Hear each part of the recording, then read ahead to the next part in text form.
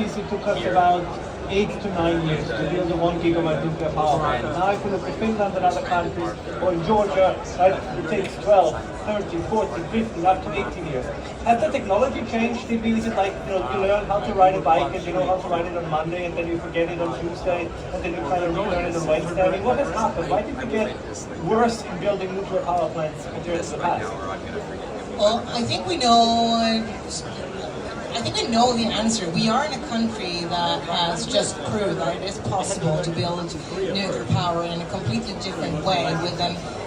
It's not new technology, it's classic technology, but they've been smart. They had a design that was 100% finished. They did four, they had a plan to do it.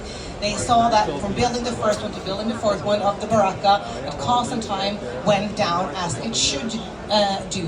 But I guess also in Europe and also in the US, there's been a long pause now after after Chernobyl really, in 86, where there has been, we haven't built anything in 20 years. And I think we can ask anyone who's making anything big, any mega project, when you do it for the first time, it will cost much more than for the second, third, and fourth, and will take much more time. In Norway, we see this when we build an opera.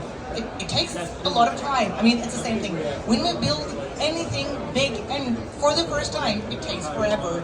And when we waited 20 years, we lost a lot of that competence, and we can make that again. And of course, then you have the other things that after these accidents, and then you got a fear in the public. It was sort of like made a solution to that with making even more. We have to make it even safer, even safer, even safer. I'm not saying that nuclear power should not be safe. It should, and it is. But I think that sometimes we, and when I say we, maybe then I should actually we nuclear physicists, nuclear engineers, we don't want to take the time it takes to actually really talk to people and go down to the core and start with that. So we say, okay, so you thought that this was scary, so I have another solution. Look at this, look at thorium, look at fourth generation reactors, instead of talking about what do we have and why is this actually safe. So, James, you're an entrepreneur in the energy sector. I think that's fair to say.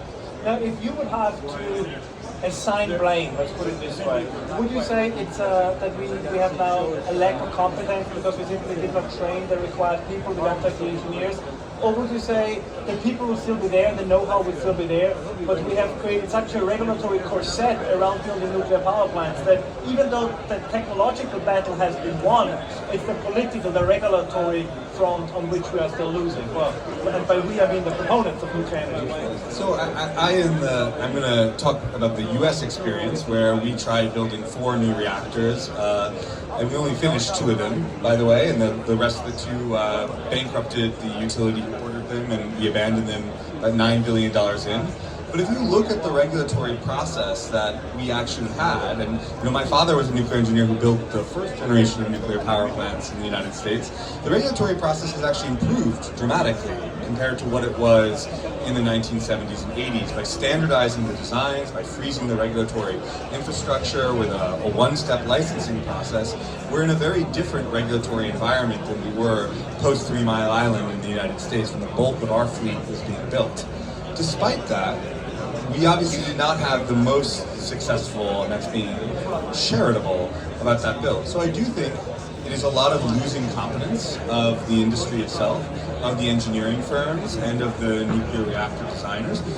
Supply chain issues were the predominant arguable factor that delayed the projects in Georgia and South Carolina.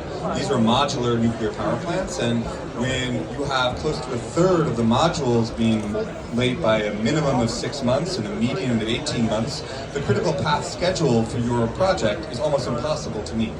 When we're talking about a multi-billion-dollar project, more than that, $20 billion, $30 billion it ended up being, the interest rate alone, as you're delaying your project, becomes a substantial driver of the overall construction cost of the project. And this has even become an unfortunately more profound challenge given the macroeconomic conditions we find ourselves in today, with interest rates and inflation at historic highs. So I think this begs the question that our industry, first and foremost, does need to respond with utter competence. And I think we have seen that, to give your example, here in the United Arab Emirates with the building of Baraka, their partners in Korea Hydro Nuclear Power.